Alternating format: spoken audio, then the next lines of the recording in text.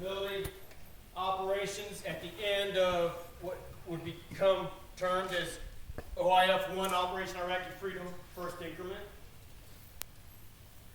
Originally just OIF because we didn't know we were going back. In September of 03, all the Marines returned. 3-7 was the second to last battalion to leave country. We came back. We went on 30 days of post-deployment leave. And one day while I was on leave, my executive officer, Lieutenant Rudy Salcido, gives me a call. He was officer of the day for the battalion that day. Said, hey sir, we just got 33 Marines from 3rd Battalion, 4th Marines dumped on our front porch this morning. They're too short to deploy with 3-4 again, so I guess that means that 3-7 is going to be heading out soon. Well, Sergeant Major separated those 33 Marines and apportioned them to the battalion's companies. And when we came back from post-deployment leave, first week of October, 7 of those Marines from 3-4 were sent to Kilo. At the end of the day, we had a company formation, and I wanted to recognize the new Marines that had come to the Kilo family.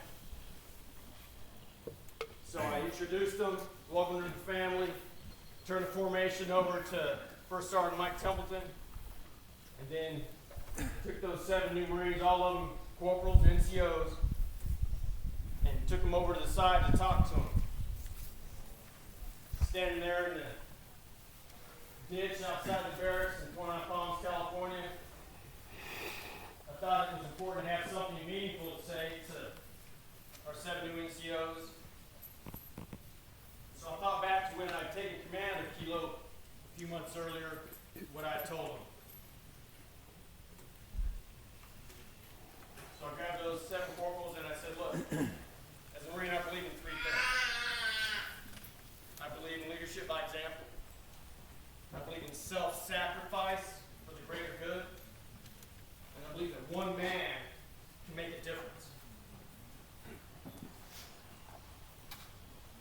And I had no idea the impact of those words.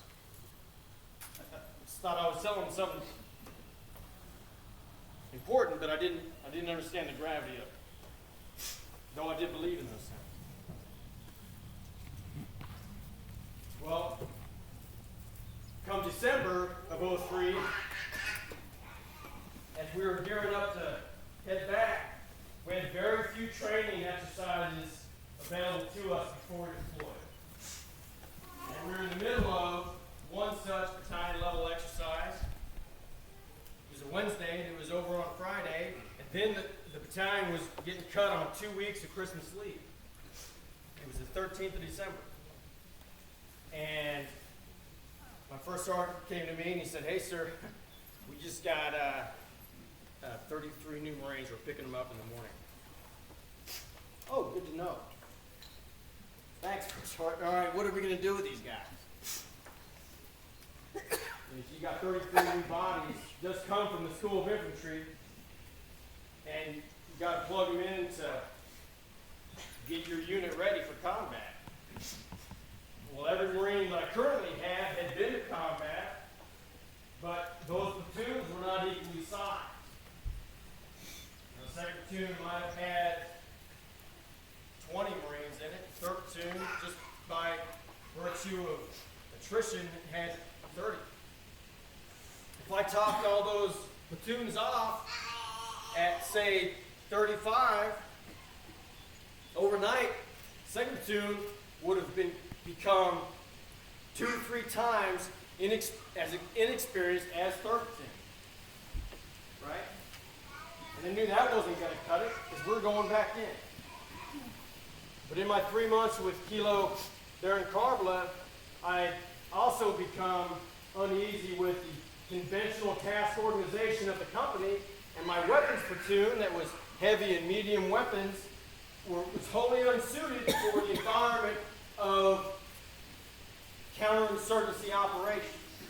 It entailed daily foot patrols in amongst the populace in order to show presence, gain the populace's trust, and defeat any enemy actions that were occurring or about to occur.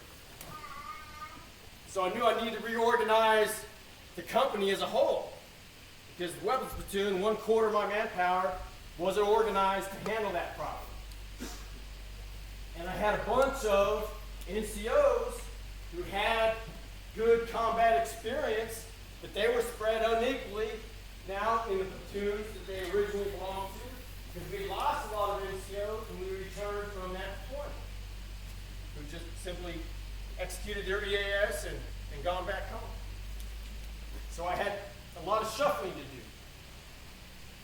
And against the better advice of every leader in that company, I made a decision to dump the entire company in a pile. We're going to reorganize the entire thing based on an unconventional task organization that was suited for the unconventional fight that we're headed into.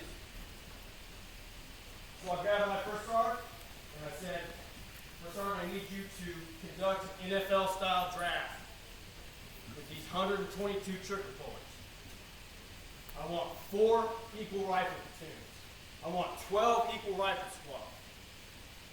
And the platoon commanders, 2 of which at the time were staff sergeants, because we relied on officers, they're going to take that list of 122 trigger pullers and they're going to start at the top, and they're going to pick 12 squad leaders.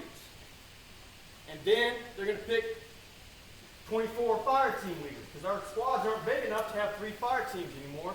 We only got 2. And they're going to be 4 or 5 men strong. And then you're going to put a weapons specialist from weapons platoon in every single squad. I want machine gunners, I want rocketmen, and I want mortarmen in every squad. Because if they run into a fight, they've got to be able to handle it on their own, period. So he did that. The commanders made their lists. First sergeant sat them down in the room, and they started the draft. And he set it up so that everyone would have an equal chance to get the Marines they wanted in their platoon. So, Kilo 1, and Dave Fleming from Pennsylvania, started out. He gets first pick, first round. Kilo 4, Staff Sergeant John Ferguson from California, platoon commander at the time, would get 4th pick, first round. Right?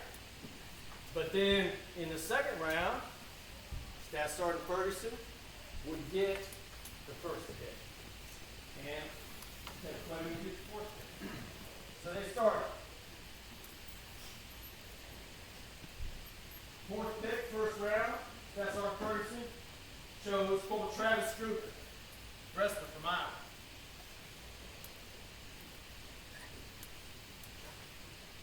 First pick, second round, he picked a non-0311. 0311 is rifleman. 0311 is the kind of guy who is a rifle squad leader. But in the few months that we had those 7 NCOs from 3-4, every leader in the company had come to recognize the potential and the capabilities of one corporal in particular.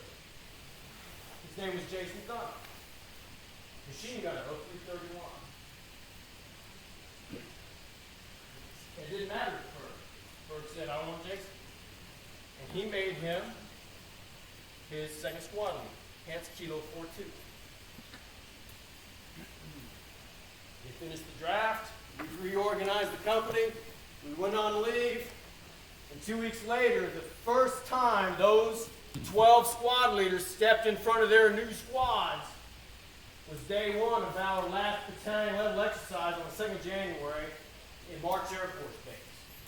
5 days to get it right, and then we're gearing up for deployment.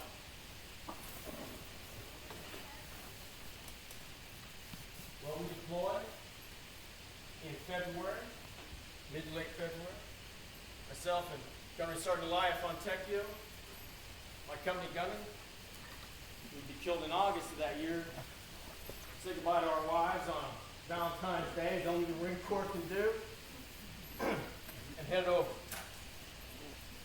2 weeks later, the battalion fell in on the advance party. And we conducted a relief in place with Army Battalion, 1st and 3rd Cavalry,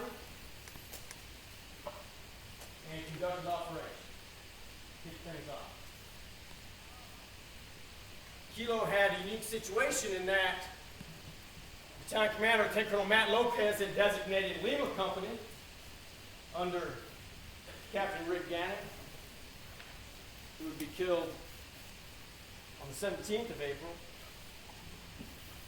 Designated Lima Battalion main effort. He pulled me in and said, Trent, you're giving up 2 platoons. They're going to Lima. I want them reinforced. I want them 6 platoons strong for their first month. Then you'll get 1 back. And then they're going to stay 5 platoons strong for the entire deployment. Okay.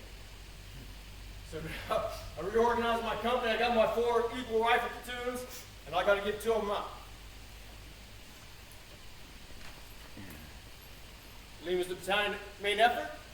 They get my best platoon. Kilo 1, Dave Pleasant. You're attached to Lima.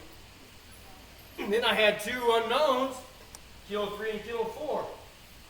Both of them led by brand new second lieutenants. Come to us from infantry officer course.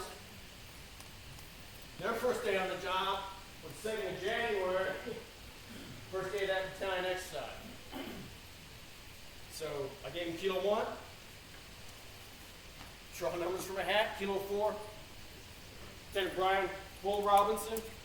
You got it. Kilo 1 and Kilo 4, you're attached to Lima Company.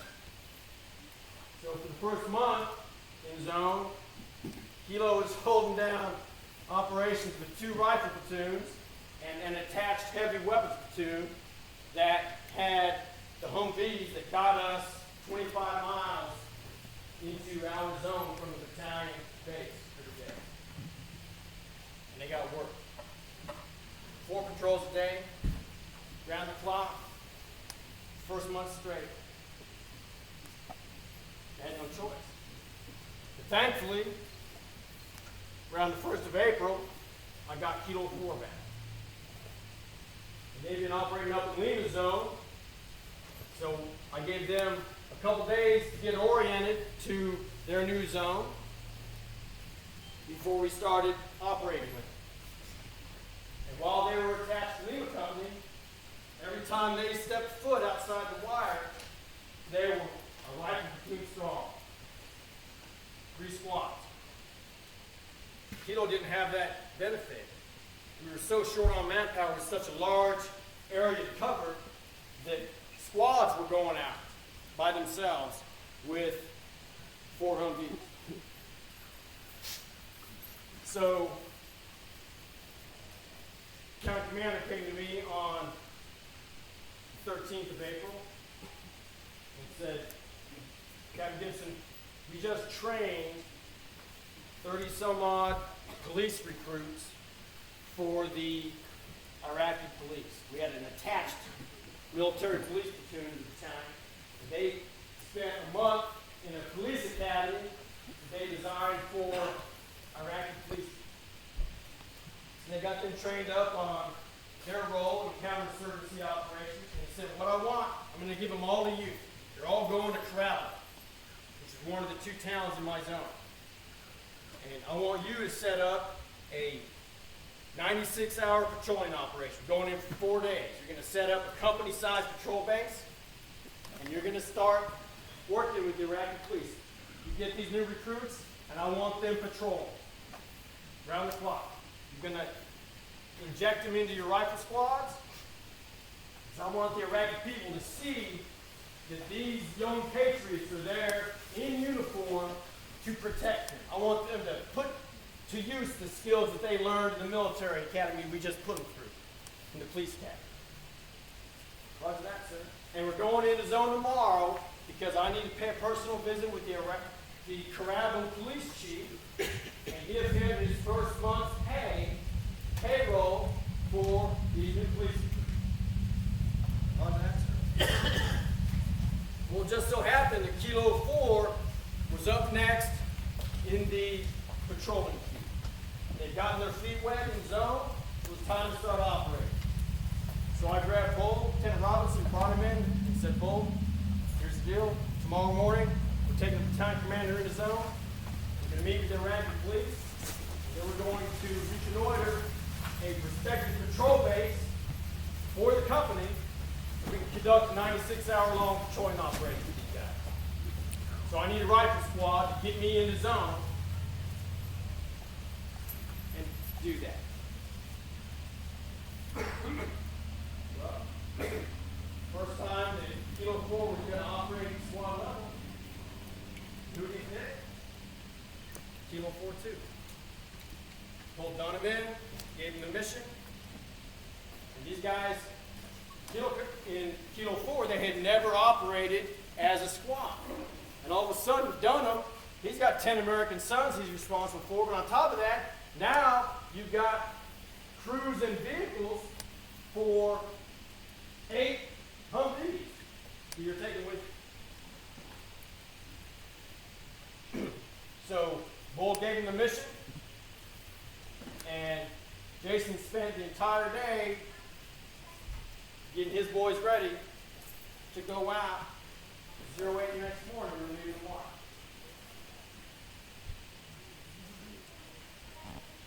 Jason spent all day getting his boys ready. Midnight, the night before, I'm sitting up in the company operations center, just me and a radio operator. Dunham walks in, pencil and paper, sits down, bare-chested, camouflage utilities and combat boots is all he had. And he sat there at the picnic table in our COC and he started writing out his operations order for the next day. We're leaving in 8 hours. He'd spent the entire day getting his boys ready and prepped for combat. He didn't have time to even write his order yet. So he's working it out. I'm sitting there watching him listen to the radio. About a half hour later, 2 Marines walked into the COC. This is 2 fire team leaders. Lance Corporal William Hampton from Washington State, and Lance Corporal Josh Carvajal from Florida. They had a cardboard food tray with them. And the battalion had a field mess. So they had mid-rats going, midnight rations. And they brought Dunham a plate of hot chow.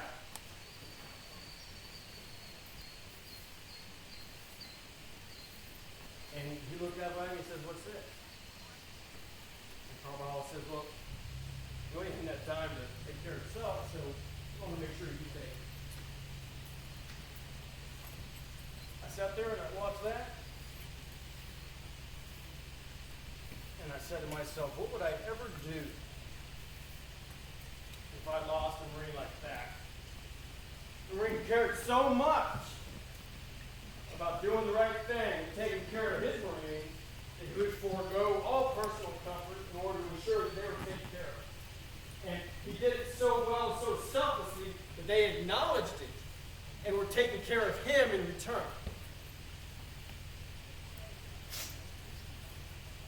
Come 08, we saddled up. And on our way out the wire, we conducted a rehearsal.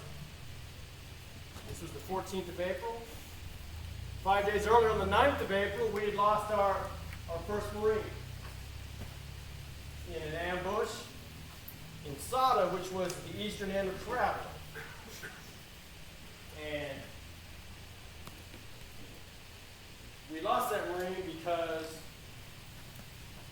someone had gotten a little too anxious to engage with the enemy. We'd been there over a month, and there'd had been no direct contact with them, just IEDs and a few desultory rifle shots, no direct combat. And it starts to take its toll. Because you want to get your hands on that thing that is causing you grief, And one of my squads, Kilo 33, Danny Santos, Salvadoran from Southern California, had just gotten off his Humvees in Western Traveling and started a foot patrol. When Corporal Travis Struker, Kilo 41, Jason's good friend, got ambushed in northern Minnesota on his way out back into the time zone. He got ambushed. They responded to the ambush. They killed one insurgent and sent the rest of them on the run. Heading south towards the southern side of Traveler, which, if 3-3 with his vehicles active past Hub, he could cut off. Staff Sergeant in charge of those 4 vehicles, without thinking about it, took off to the east to cut these guys off.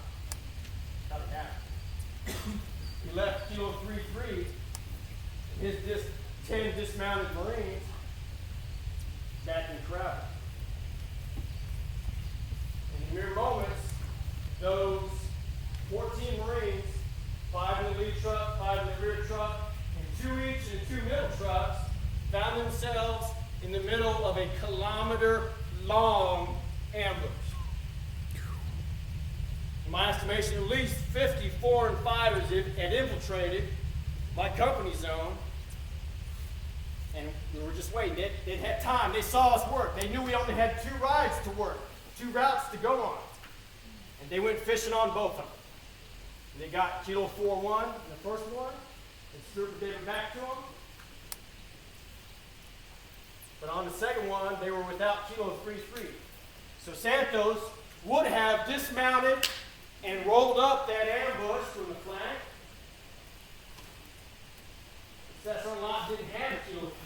He left them. So those boys got stuck for the next several minutes trying to get themselves out of this giant mess they just found themselves in. Automatic weapons, lights in their faces, from the roofs of the towns in the village of Sada. They couldn't clearly make out targets. IED had initiated the ambush, stopped them. My first sergeant was in the number 3 vehicle, almost got killed when the trace vehicle ran into the number 3 vehicle in order to get out of the kill zone. Well, he made it out of it, but we lost a Marine, Lance Corporal Elias Torres, the platoon's radio operator. When in the last base of fire they were setting up to get the last 2 vehicles out, the driver's side, ambush coming from the driver's side, he kicks the door open and returned fire with an M16. Caught a burst RPK fire in the face.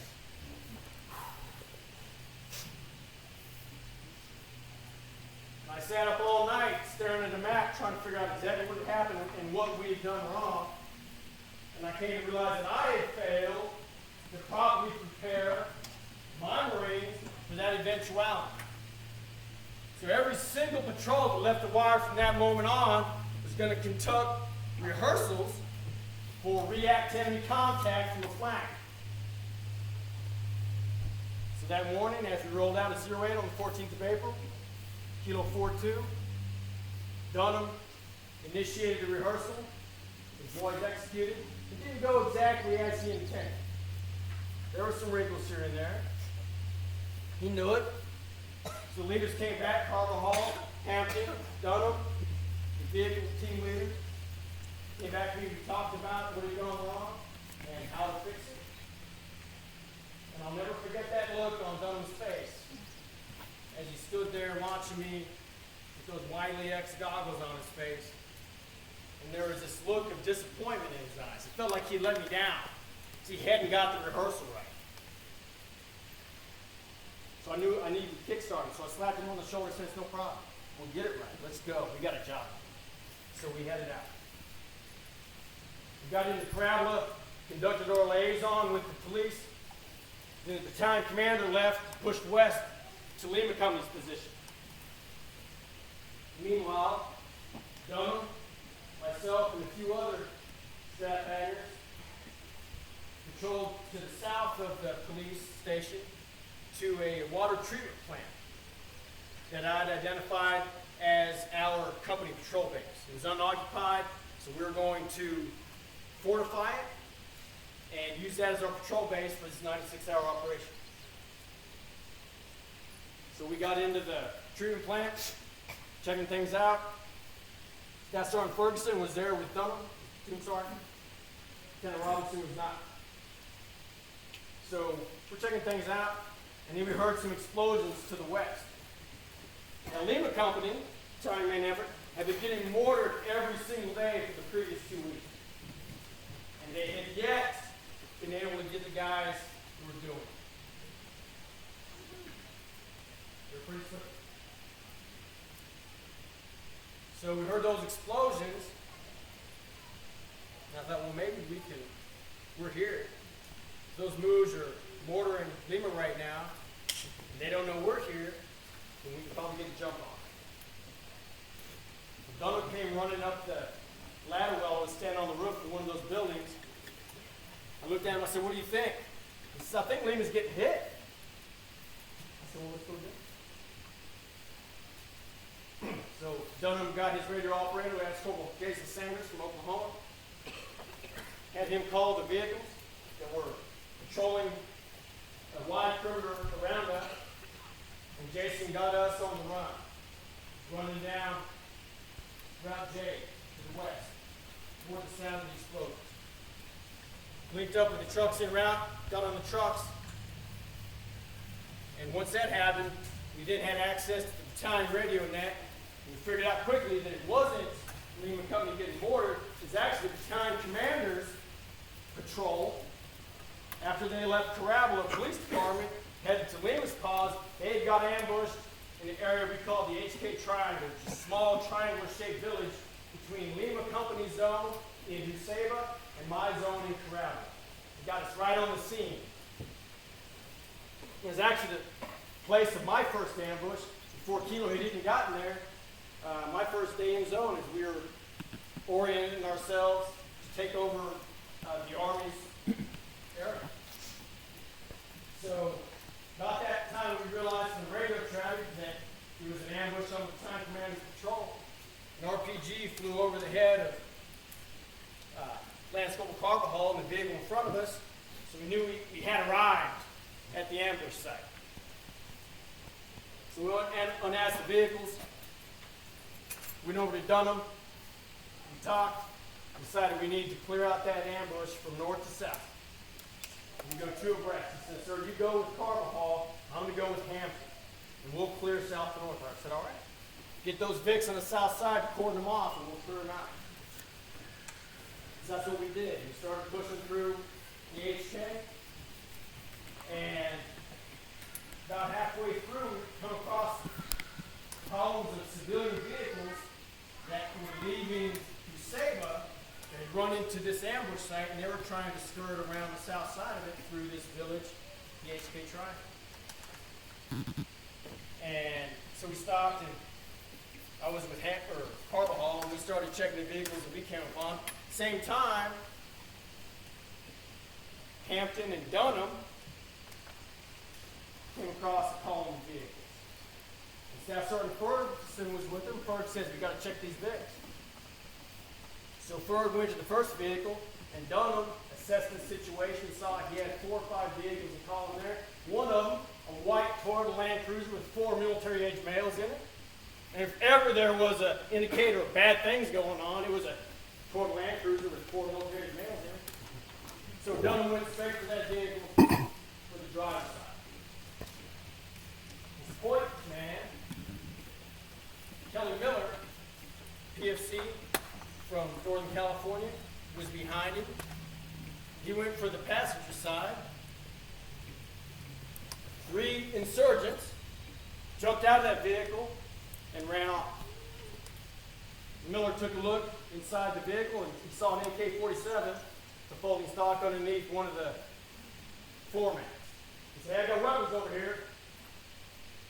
About that time, Dunham had made it to the driver's side, and these guys were 4 and 5s. They had come to fight. Now, Jason Dunham was a stellar athlete. He still holds records at Scioto High School. That's the kind of guy I've ever tangled with. This mooch jumped out of this vehicle and put his hands on his throat. Tried to choke him out. He wasn't scared. Well, Dunham put a knee in his chest and took him down to the ground. And he started grabbing. Miller came around and he pulled out a gift his father had just sent him in the mail, a very nice care package. An axe, an extendable police baton. Popped that out and started hitting this insurgent in the face and head. No effect. Fire team leader National Bill Hampton came running up, saw them entangled, and was about to muzzle thump the guy, and he heard Dunham call out, "No, no, no, watch his hands!" And then an explosion erupted. Engulfed all 4 of them. Closest man was radio operator Lance Corporal Jason Sanders. He saw that and he said, "Sir, I thought I had 2 dead Marines on my hand. 3. Thought they were all dead." Then up out of this cloud of black smoke and dust stumbled Lance Corporal Hampton, bleeding. Sanders grabbed him, called 2 Marines up, get behind that wall, and start treating him. He turned around again, and up jumped Miller. Each time this happened, he took 5 years off of Sanders' life. Scared the hell out of him because he wasn't expecting it. He grabbed Miller, called more Marines up, started treating Miller. Turned around again, Moose jumps up, takes a look at Sanders, turns around, tries to run away. Sanders put a mag in. And he calls over to Ferguson, who was in a gun battle now with those 3 Moose who jumped out of the vehicle, who had retreated around a corner, or exchanged shots with Ferg, and he said, "Hey, Ferg, cover me, I'm getting Jason." And Jason was laying there on this godforsaken dirt road in a pool of blood. And he grabbed Jason and he dragged him back. He got on the radio, he called Cat White, my attached heavy gun platoon. He got them to come in and get him. And we had heard, I'm with Carvajal, not even 500 meters to the west, we heard all the gunfire. We'd never heard an explosion. The sound of the gunfire, we started running to the sounds of that because we knew that Dunham and Hampton were in contact. And as soon as we located them, they were probably still 200 or more meters down the road from us, where we came out on the western end of that village. One of the snipers who I had attached to us that day to reconnoiter sniper positions to protect the company during our patrolling operation with the Iraqi police, he calls down to me and he says, "Hey, stop the white pickup." So we cut further south looking for a white pickup and never found one. We had terrible radio reception in there because of the built-up zone we were in. We finally made it back to where the rest of Kilo 42 was. We walked in there, and there was a string of, I think, 3 vehicles at that time. One of them a white Toyota Land Cruiser. All 4 doors open, and there was a stack of weapons laid up against the wall there beside the road. And there was even a grenade, a British grenade that they had sold to the Iraqi government years ago. A fragmentation grenade looked a lot like the pineapple grenades that we used, Americans used in World War II. And I walked up and looked around, and Ford comes up, comes right to me and he says, "Sir, Miller and Hampton are going to be okay." something about the way he said Miller and Hampton are going to be okay told me that someone wasn't okay. I said, what are you saying? He said, Southern? So he explained what happened. Looked around, went to inspect those weapons. I found a grenade. And they found a safety pin from a grenade in the floorboard, driver's side of that land tree.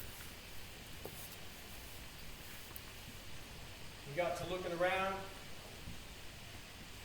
and I see these scraps of greenish white material on the deck.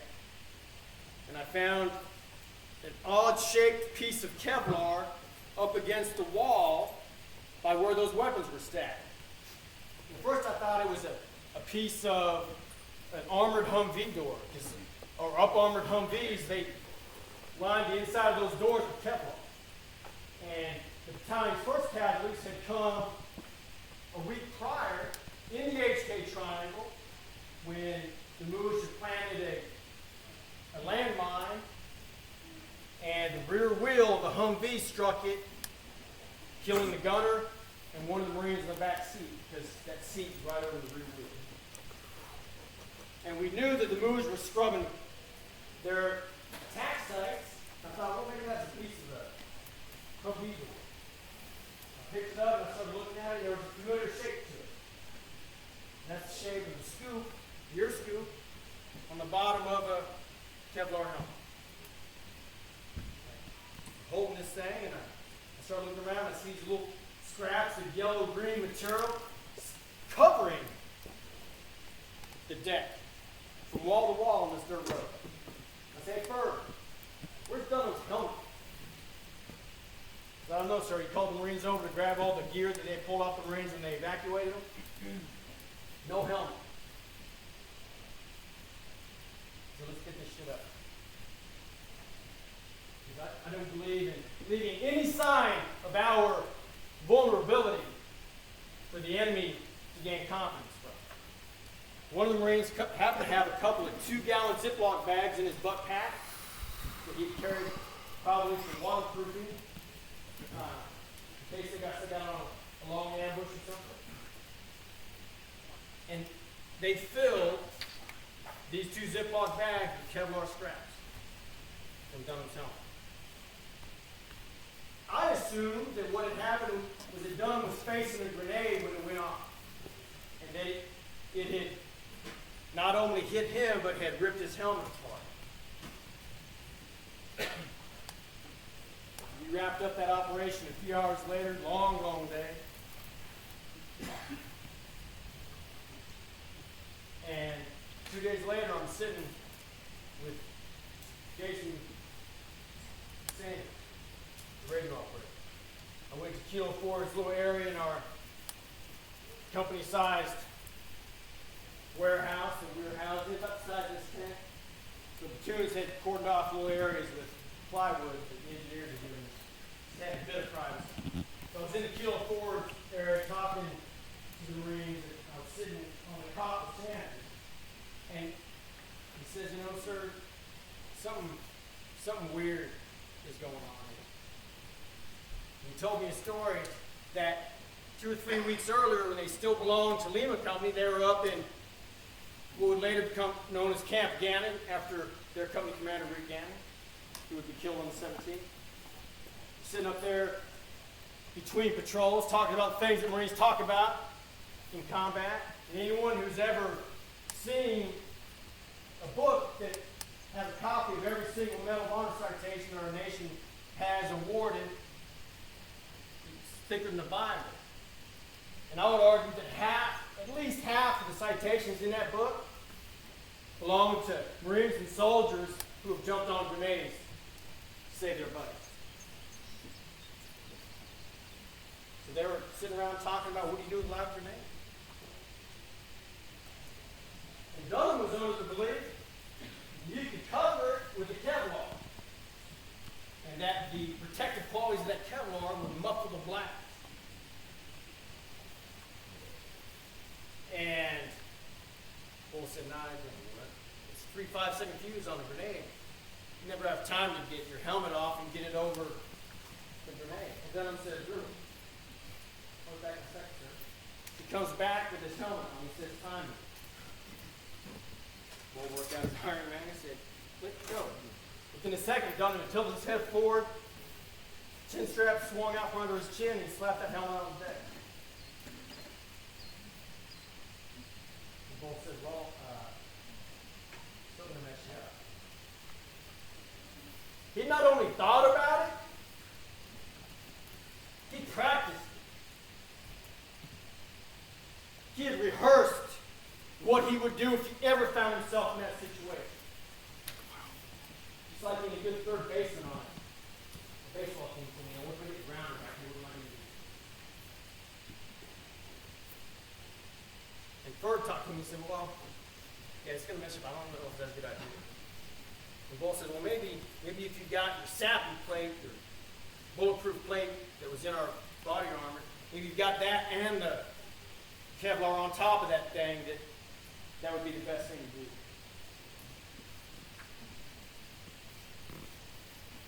Miller and Hampton were subject to close quarters detonation of a hand grenade.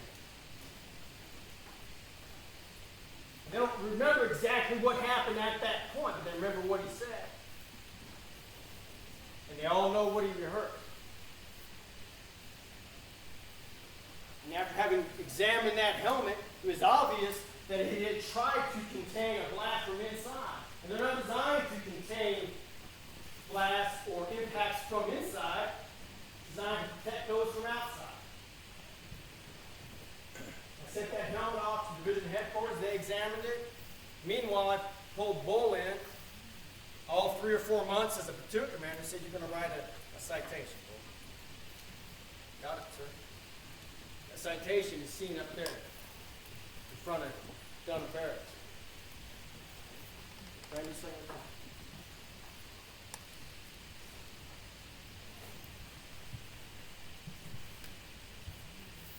In April of 06, correct me if I'm wrong, Dad, Town of Scioto dedicating their post office to the memory of one of their sons. I've been asked to come out and speak at that event, and I was preparing my speech, been thinking about it for a couple weeks, hadn't quite struck on what I was going to talk about. And the night prior, Lieutenant Dave Fleming, Kilo 1, who had been Dunham's platoon commander initially because he originally had Webb's platoon, came to me that night and said, hey, sir, you remember when you first got those guys?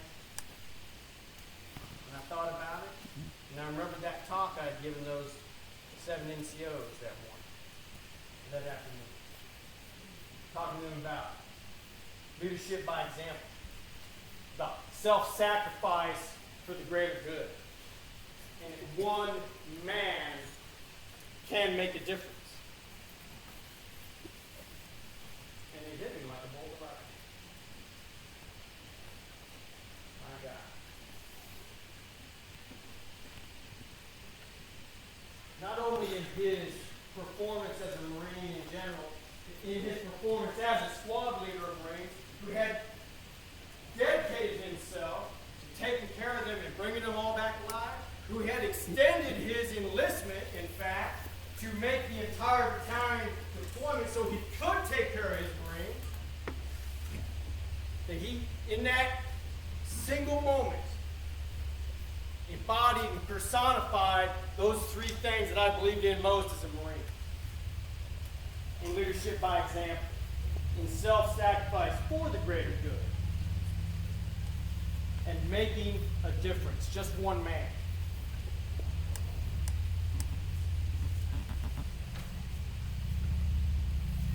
Now Sergeant Bill Hampton, medically retired, he and his wife are about to give birth to their 4th child.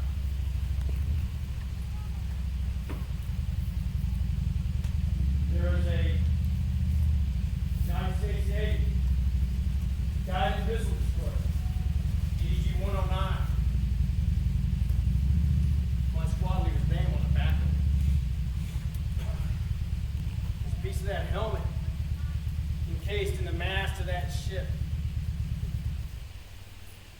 And every sailor who serves on that vessel knows Jason's story and understands what it means to serve selflessly.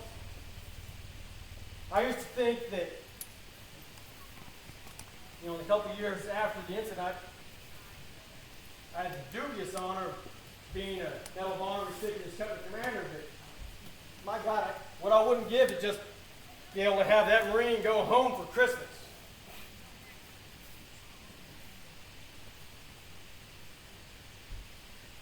But it had occurred to me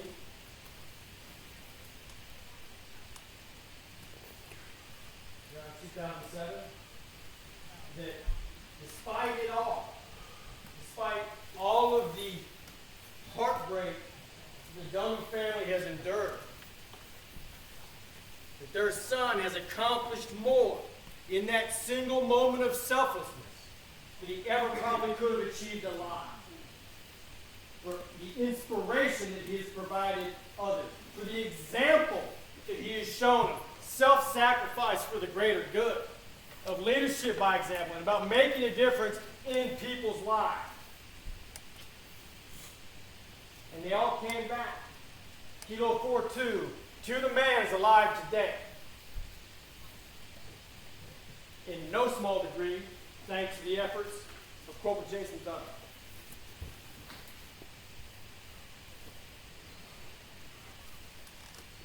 He believed in doing the right thing because it was the right thing to do.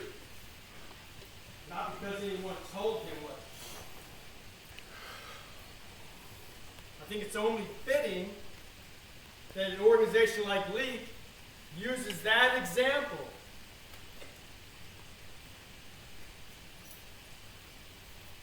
to name a hall after, to honor not only his example, but to provide inspiration and encouragement to those wounded veterans who've been blessed enough to come back home, given a chance to live life and to soak in the gratefulness and appreciation of red-blooded Americans who understand what that flag means.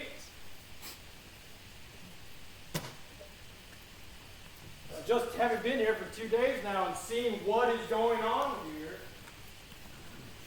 and I can't thank you enough for asking me to come down just to witness the selflessness and the commitment that's embodied in the entire team here.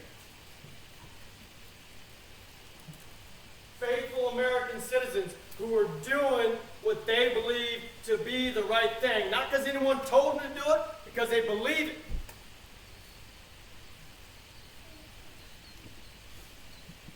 So, it hasn't been just a blessing to be here, but it's been humbling to be in the presence of so many people who just care about doing the right thing.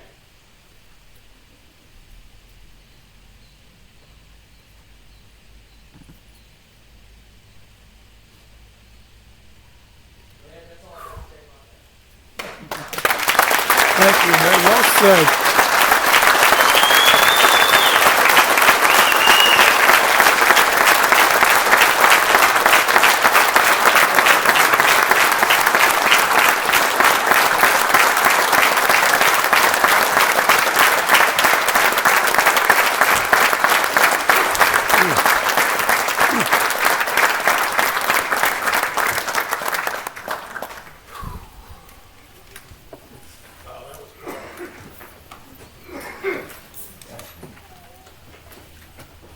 This time, I would ask the Dunham family,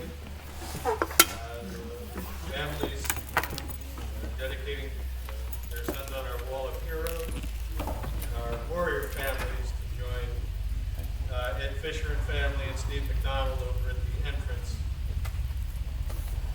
of the facility.